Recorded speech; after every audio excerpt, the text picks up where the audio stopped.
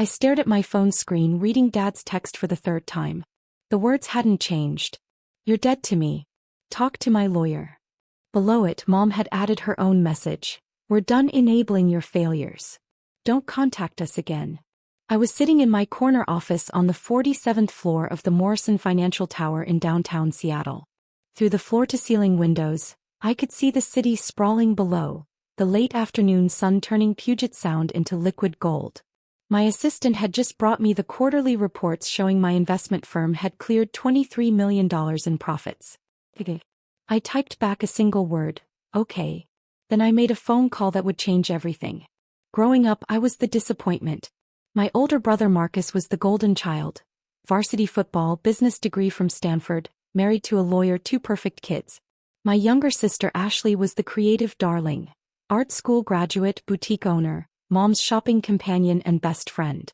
And then there was me. The middle child who wasted her college education on finance instead of joining the family real estate business. The daughter who chose a boring corporate job over marriage and grandchildren. The one who lived in a depressing apartment instead of the suburbs. What they didn't know was that my boring corporate job had evolved considerably over the past 8 years.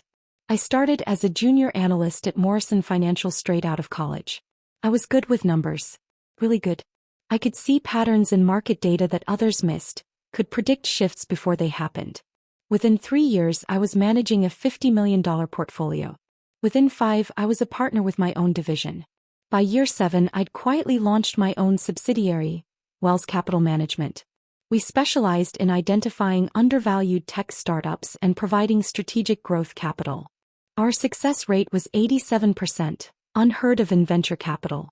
I was 34 years old and worth $180 million personally. My family knew none of this. To them, I was still Sarah the analyst who pushed papers for rich people. I kept it that way intentionally, because for the past 6 years, I'd been running a very different kind of investment strategy. I'd been keeping my family afloat. It started small. Dad called 6 years ago, voice tight with stress. "Sarah, the real estate market's brutal right now.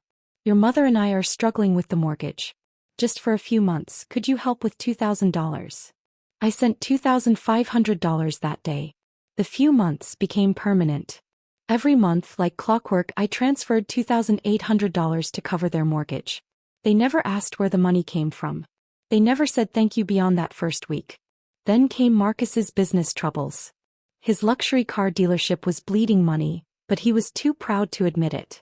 When he casually mentioned he might lose his house, I quietly paid off his $180,000 mortgage. I had my attorney structure it as an anonymous benefactor program through a shell company. Ashley's boutique was failing before it even opened. She needed $75,000 for inventory and rent. I provided it as a small business grant from a fictional foundation. She believed she'd won some kind of lottery. Over 6 years, I'd provided monthly mortgage payments. $2,800 times 72 months equals $201,600. Utilities for my parents. $400 times 72 months equals $28,800. Marcus's mortgage payoff. $180,000. Ashley's business funding. $75,000. Dad's car lease payments. $850 times 72 months equals $61,200. Emergency loans that were never repaid. $38,400. Mom's medical bills. $23,000. Total, $608,000. I kept meticulous records. Every wire transfer. Every payment confirmation. Every text message thanking me for temporary help. They thought I was barely scraping by. I let them think it, because every family dinner gave me more data. Every dismissive comment showed me who they really were. Every time they bragged about Marcus's success or Ashley's independence, while I sat silently, I was watching. Bernie. Waiting. 3 months ago, things started shifting. Marcus called me for the first time in a year. "Hey Sarah, listen, Ashley and I were talking. We're concerned about Mom and Dad's retirement planning. We think they need better financial guidance." "Okay," I said carefully. "What kind of guidance?" "Well, you work in finance, right? Maybe you could review their portfolio, give them some basic advice. They've been making some risky investments lately." I almost laughed. Their portfolio was the monthly support check I sent them. I can look into it, I said. Great. And hey, keep it simple, yeah? No complicated financial jargon. You know how Dad gets. The condescension was so casual he didn't even realize he was doing it. 2 weeks later I was at Sunday dinner. All of us gathered at my parents' house, the house I was paying for. Marcus was talking about his dealership's record quarter. Ashley was showing off photos from her boutique's expansion. My parents were beaming. Sarah, honey, Mom said, finally acknowledging me. How's work? Still doing that analysis thing. It's going well, I said. That's nice. She turned back to Ashley. Now about your fall fashion line. I excused myself to use the bathroom. On the way I passed Dad's home office. The door was open. I glanced inside and froze. On his desk were bank statements. Lots of them. My monthly transfers were highlighted. And beside them was a handwritten note. S's contribution. Enough for down payment on Lake House? They weren't struggling. They were using my support money as extra cash for luxuries. I took a photo with my phone and returned to dinner. That night I started digging deeper. I had access to forensic accounting resources through my firm. I hired a private investigator. What I found made my blood run cold. The PI's report arrived 2 weeks ago. It was 47 pages long. Finding number 1. Mom and Dad had opened 3 credit cards in my name over the past 4 years. Total debt, $67,000. They'd been making minimum payments using the money I sent them. Finding number 2. Marcus had taken out a business loan using me as a co-signer. I'd never signed anything. The signature was forged. Amount, $142,000. Finding number 3. Ashley's boutique was registered under my social security number as a silent partner. Any business debts or liabilities would fall on me. She already owed suppliers $38,000. Finding number 4. My parents had told extended family I was contributing to a family investment fund that they were managing. 6 relatives had invested money, over $200,000 total, believing I was the financial genius behind it. My parents had spent most of it. My credit score had dropped 120 points. I had collections notices I'd never seen because they were going to an old address. My parents' house where they were intercepting my mail. I sat in my office, hands shaking, reading page after page of documentation. Identity theft. Fraud. Forgery. And they'd done it all while calling me the family disappointment. I called my attorney. Then my forensic accountant. Then my bank president. How would you like to proceed, Ms. Wells? My attorney asked. Carefully, I said. And completely. The text came last Tuesday during a board meeting. Dad, family meeting this Sunday. 2 p.m. Don't be late for once. Me, what's it about? Dad, your attitude. We need to discuss your lack of contribution to this family. I stared at my phone in disbelief. My lack of contribution. Me, I'll be there. Sunday arrived. I drove to their house in my old Honda, the car I kept specifically for family visits. My actual car, a Mercedes S-Class, stayed hidden in my building's garage. I arrived exactly at 2 p.m. Everyone was already there, seated around the dining room table like a tribunal. Marcus at Dad's right hand. Ashley beside Mom. And one empty chair for me. Sarah, sit down, Dad said. Not, hello. Not, how are you? I sat.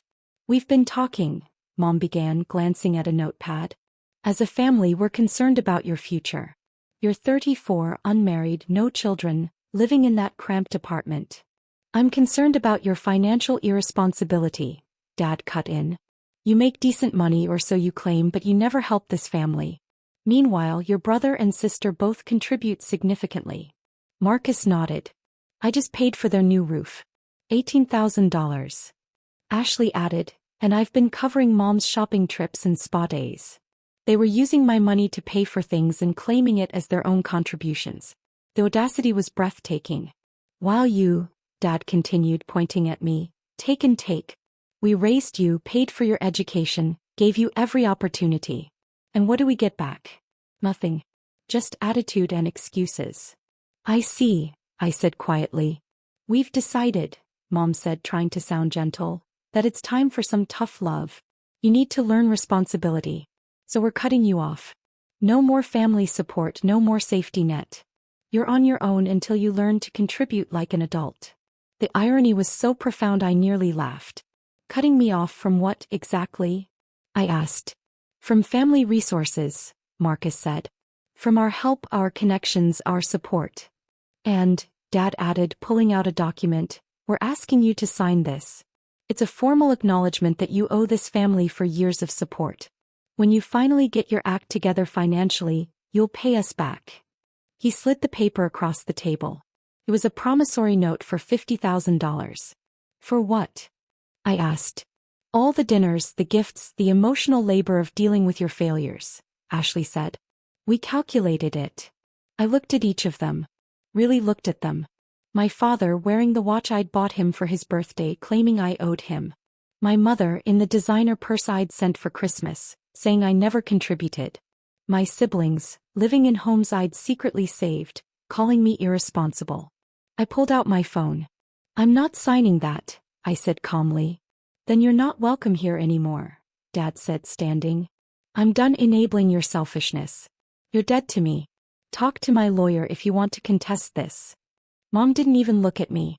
Don't contact us again, Sarah. I stood. Walked to the door. Turned back. Hey, I said. I drove back to my real apartment, the penthouse condo they'd never seen. I sat in my living room looking out at the city lights. Then I made the calls. Monday morning, 8 a.m.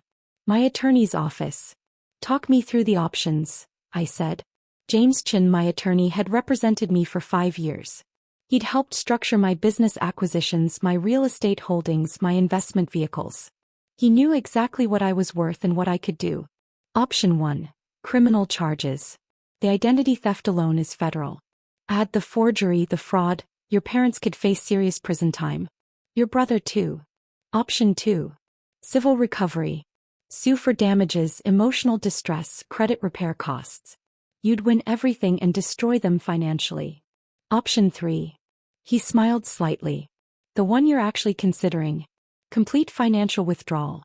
Cut every support stream, call in every debt they don't know they owe, and watch the house of cards collapse. It's legal, it's clean, and it's utterly devastating. How long would it take? For them to feel it? 48 hours. For complete collapse? 30 days. Let's begin. First call. My bank president, Richard Morrison. Yes, the Morrison from Morrison Financial Tower. Richard, I need to execute withdrawal protocols on all support transfers I've outlined in this list. Effective when? Immediately. Also, I need you to personally call the recipients in exactly 48 hours. Inform them that the anonymous funding they've been receiving has been permanently discontinued due to recipient breach of terms. Done. Anything else? Yes. I'll need forensic documentation of all fraudulent accounts opened in my name. Full legal prosecution package. Second call. My forensic accountant, Patricia Huang. Patricia, the family investigation. I need the full report formatted for federal review. Everything. The identity theft, the forged signatures, the credit card fraud, all of it. You're going forward with charges? Not yet. But I want the option ready. Third call. My investment firm's legal department. I need to dissolve any and all shell companies that have been providing anonymous support to the following individuals and businesses. Fourth call. The private investigator. One more task. I need continuous monitoring of my family's financial activities starting now. I want to know the moment they realize what's happening. By Monday evening, every safety net I'd secretly placed under my family was being systematically removed. The monthly mortgage payments? Stopped. The utility support? Gone. Marcus's dealership lease payments I'd been covering through a third-party vendor? Discontinued. Ashley's boutique's angel investor fund? Dissolved. The credit cards in my name? Reported to authorities with full documentation of fraud. The forged business loan? Legal notice of fraud filed with the bank. And the $200,000 my parents had taken from relatives as family investment fund? I prepared a detailed report for each investor showing exactly where their money went. My parents' new outdoor kitchen, their cruise to Alaska, their lake house down payment. Then I waited. Wednesday. 11:47 a.m. My phone rang. I didn't answer. She called again. 4 times in 3 minutes. Then a text, "Sarah, call me right now." I was in a meeting with a tech startup CEO seeking $15 million in Series B funding. I silenced my phone and continued the presentation. After the meeting, I had 23 missed calls. Mom, Dad, Marcus, Ashley. A few numbers I didn't recognize. My voicemail was full. I listened to Mom's first message. "Sarah, I don't know what you did, but you need to fix it immediately. The bank called. They said our mortgage payment was rejected. Call me back right now." The second message 3 hours later, Dad's voice. "Sarah, this isn't funny. Our credit cards were declined at the grocery store. The bank is saying something about fraud investigation. You need to explain what's happening." The fifth message, Marcus, panicked. "Sarah, what the hell is going on? The dealership's lease payment bounced. They're threatening repossession of the entire inventory. And some investigator came by asking about a loan I supposedly co-signed with you? Call me." The 10th message, Ashley, crying. "Sarah, please, my boutique's accounts are frozen. They're saying something about fraudulent business registration. I don't understand. Please call me back." I deleted them all. Thursday morning, Richard Morrison called me. "I made the notification calls as requested," he said. "Your mother hung up on me. Your father demanded to speak to my supervisor. Your brother threatened legal action. And their accounts? Frozen pending fraud investigation. The credit cards in your name have been flagged. Federal investigators have been notified of the identity theft. It's moving quickly. Thank you, Richard." "Sarah," he said carefully, "they're going to come for you. You understand that? I'm counting on it." Friday afternoon they proved him right. I was in my office when my assistant buzzed. "Ms. Wells, there are 3 people in the lobby demanding to see you. They say they're family. Security is with them. Send them up. And please record this meeting per company protocol." I stood at my window looking out at the city when the door opened. They stopped in the doorway staring. At the corner office. At the view. At the nameplate on my desk. Sarah Wells, Managing Partner, Wells Capital Management. "What?" Mom's voice trailed off. "Please sit," I said, gesturing to the conference table. They sat slowly, looking around like they'd entered an alternate dimension. "What is this?" Dad demanded. "What kind of game are you playing?" "No game," I said calmly. I opened my laptop and projected spreadsheets onto the large screen on the wall. "This is my company. Wells Capital Management. We manage $2.3 billion in assets. I founded it 7 years ago." Marcus leaned forward, squinting at the screen. That's impossible. You're an analyst." I was. Then I became a partner at Morrison Financial. Then I launched my own firm. I clicked to the next slide. "This is my personal net worth. $180 million. Ashley's hand went to her mouth. "But..." Mom started. "You never said, you live in that apartment. You drive that old Honda." "I live in a penthouse condo at Harborview. The Honda is for family visits. My actual car is a Mercedes S-Class." I clicked again. "This next slide shows every financial transaction I've made on your behalf over the past 6 years. Shall we review?" The spreadsheet filled the screen. Line by line. Payment by payment. Mortgage payments to parents. $201,600 utilities support. $28,800 Marcus mortgage payoff. Anonymous $180,000 Ashley business grant. Anonymous $75,000 Dad's car lease payments. $61,200 emergency loans. $38,400 medical bills. $23,000. Total support provided. $608,000. The room was silent except for the hum of the air conditioning. "You've been..." Dad's voice cracked. "All this time. While you called me irresponsible," I said evenly. "While you claimed I never contributed. While you told me I was the family disappointment." I clicked to the next slide. "This is the promissory note you wanted me to sign. For $50,000. For emotional labor." Mom's face had gone white. "And this," I clicked again, "is the documentation of fraud committed against me." The screen filled with credit card statements, loan documents, business registrations. All in my name. None authorized by me. Credit cards opened fraudulently. $67,000 ** forged loan cosignature. $142,000 fraudulent business partnership. $38,000 in undisclosed liabilities total identity theft. $247,000. That's not. Marcus stood up. We were going to pay you back. With what? I asked. The money I was secretly giving you? You never told us. Ashley burst out. How were we supposed to know? You weren't supposed to commit identity theft, I said quietly. That part should have been obvious. Dad found his voice. You deliberately hid your success from us. You watched us struggle. You weren't struggling. I clicked to another slide. Bank statements. They're bank statements. This is your account activity. The month you claimed you were desperate for mortgage help, you spent $8,000 on a vacation to Napa. The week you said you were drowning in bills, you bought a $3,500 outdoor kitchen island. More slides. More evidence. Every time they'd claimed poverty while spending my support money on luxuries. And this, I said, pulling up the final document, is the report showing what you did with the $200,000 you collected from relatives by claiming I was managing a family investment fund. Aunt Carol's $50,000. Cruise to Alaska. New furniture Uncle Tom's $75,000. Lake house down payment. New car cousin Jennifer's $30,000. Home renovations Grandma Helen's $45,000. Jewelry designer clothes. I've prepared individual reports for each of them, I said. Showing exactly how you spent their money while claiming I was the financial expert managing it. Mom started crying.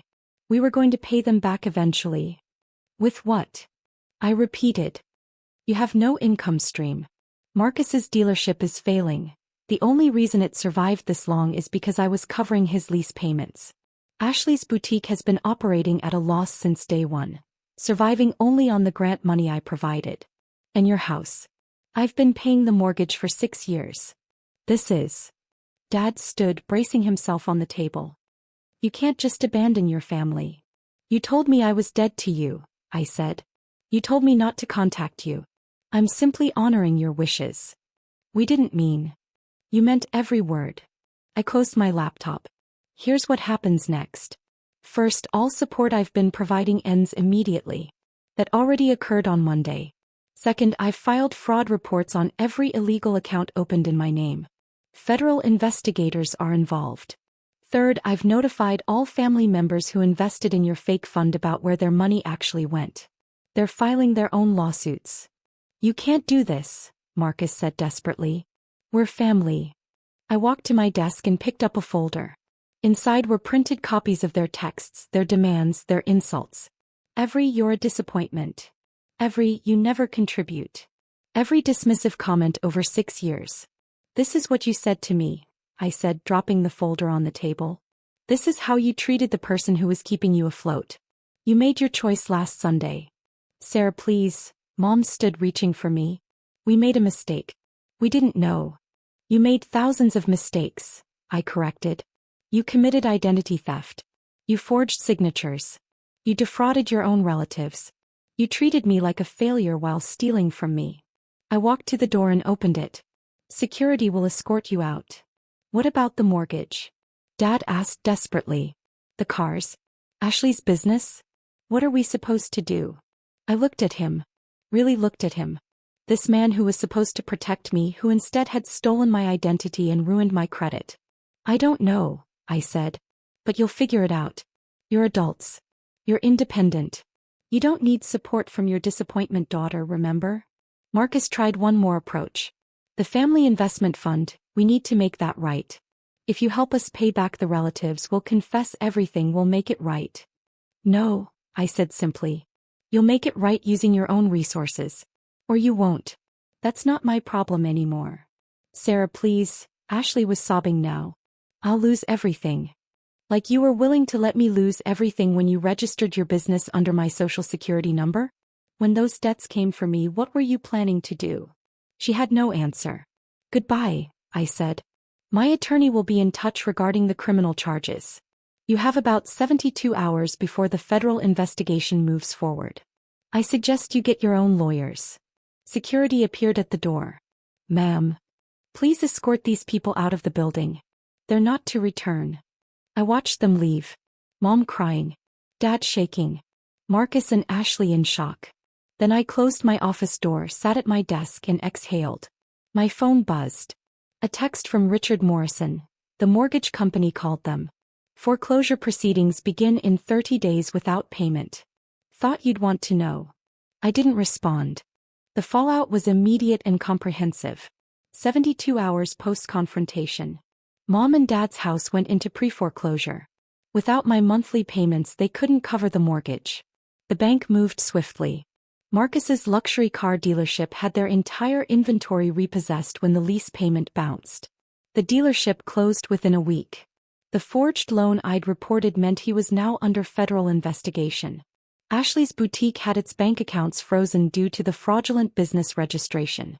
Her suppliers demanded immediate payment for the $38,000 in outstanding invoices. She couldn't pay. The relatives who'd invested in the family fund filed a joint lawsuit against my parents for fraud and misrepresentation. The amount, $200,000 plus damages. 1 week. Federal investigators contacted me for a formal statement about the identity theft. I provided them with everything. Every fraudulent credit card, every forged signature, every piece of documentation Patricia had compiled. The investigator, a woman named Agent Martinez, looked at the evidence and shook her head. "This is one of the most comprehensive family fraud cases I've seen. They did this for years." "Yes," I said. "And you were supporting them financially the entire time?" "Yes." "Why?" I thought about that. "Because I thought that's what family did." I was wrong. 2 weeks. Marcus called from a number I didn't recognize. I answered by accident. "Sarah, please, you have to stop this. The federal investigation, they're talking about criminal charges. I could go to prison."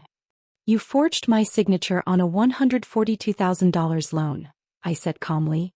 "That's a federal crime." I was desperate. The dealership was failing. "So you committed fraud." "We're family." "You keep saying that word. I don't think you know what it means." He started crying. "Please. I have kids. Think about your niece and nephew." "I am thinking about them," I said. "I'm thinking about how you were willing to destroy my credit, my financial future, my entire life to save your failing business. What kind of example is that for them?" "I'll pay you back. Somehow. I'll find a way." "Marcus, you can't pay me back. You have nothing. Your house is mine, I paid off the mortgage. Your dealership is gone. Your credit is destroyed. You're likely facing federal charges." I paused. "You did this to yourself." I hung up. 3 weeks. Mom sent a letter. Actual handwritten letter delivered to my office. "Dear Sarah, I don't know what to say except I'm sorry. We were wrong. So wrong. We didn't see you clearly. We didn't value you. We took advantage of your generosity and then blamed you for not doing more. The house is going to foreclosure. Your father and I are moving in with his sister in Idaho. Marcus and his family lost their house. Ashley's boutique closed. Our lives are falling apart. I'm not asking you to fix it. I know we don't deserve that. I'm just asking you to understand that we never meant to hurt you this badly. We were thoughtless, selfish, and cruel. But we loved you. We still love you. If you can ever forgive us, please let us know." I read it 3 times. Then I filed it with the other evidence. 30 days. The federal investigation resulted in charges. Identity theft, fraud, forgery. Mom and Dad were facing up to 5 years. Marcus was facing up to 10 because of the loan amount. They took a plea deal. Guilty plea, restitution payments, probation. No prison time if they could prove they were actively working to repay their victims. The relatives' lawsuit settled. Mom and Dad signed over their life insurance policies, their retirement accounts, everything. It still wasn't enough to cover the full $200,000. Ashley filed for bankruptcy. Her boutique's debts were discharged, but she lost everything she'd built. My credit was restored. The fraudulent accounts were removed. My score climbed back up 120 points. And I sat in my office looking out at the city feeling nothing. I'm at a charity gala for the Seattle Children's Hospital. My firm donated $2 million to their new wing. I'm wearing a Tom Ford gown and talking to the governor about education funding. My phone buzzes. A text from a number I don't recognize. This is Marcus. I know you probably won't read this, but I wanted you to know I got a job. Warehouse work. $18 per hour. It's honest. I'm paying child support. I'm rebuilding. You were right about everything. I'm sorry I couldn't see it before. I hope you're well. I stare at the message for a long moment. Then I type back, good luck. Not forgiveness. Not reconciliation. Just acknowledgement. Another text comes through, this one from Ashley. My therapist suggested I reach out. Not to ask for anything. Just to say I understand now how badly we hurt you. I'm working retail. Started paying back the suppliers I owed. It'll take years, but I'm doing it. You deserved better from us. I don't respond to that one. The gala continues. Someone asks me about my family. We're not close, I say simply. And move on. Later that night in my penthouse I look at my bank statements. Wells Capital Management had another record quarter. $31 million in profits. My personal net worth has climbed to $207 million. I think about the $608,000 I spent supporting people who called me a disappointment. About the years I spent hiding my success to avoid their exploitation. About the moment they literally told me I was dead to them. And I realized something, they were right about one thing. That version of me, the one who quietly accepted their abuse while secretly keeping them afloat, is dead. The woman who remains is someone different. Someone who knows her worth. Someone who doesn't hide her success or shrink herself to make others comfortable. Someone who understands that family isn't about blood. It's about who shows up, who values you, who sees you clearly and loves you anyway. My chosen family. My business partners, my real friends, my mentors. They threw me a surprise party last month when I closed a $90 million deal. They celebrated me. They saw me. That's what family actually looks like. I get one final text that night. From Dad. I know you won't believe this, but losing everything taught me something. You were the strongest person in our family. You always were. We were just too blind and selfish to see it. I don't expect forgiveness. I just wanted you to know that I finally see you clearly. You were never the disappointment. We were. I read it twice. Then I delete it. Some bridges once burned aren't meant to be rebuilt. Some lessons need to be learned in the dark, alone, without rescue. I made my choice that day in their dining room when they handed me that promissory note. When they told me I was dead to them. I chose myself. And I'd make the same choice again. 1 year later, Forbes runs a feature, 30 Under 35, The New Faces of Finance. My photo is on the cover. The article details Wells Capital Management's unprecedented success rate, my innovative investment strategies, my $250 million net worth. The article mentions I come from a modest background and built everything myself. That's not quite true.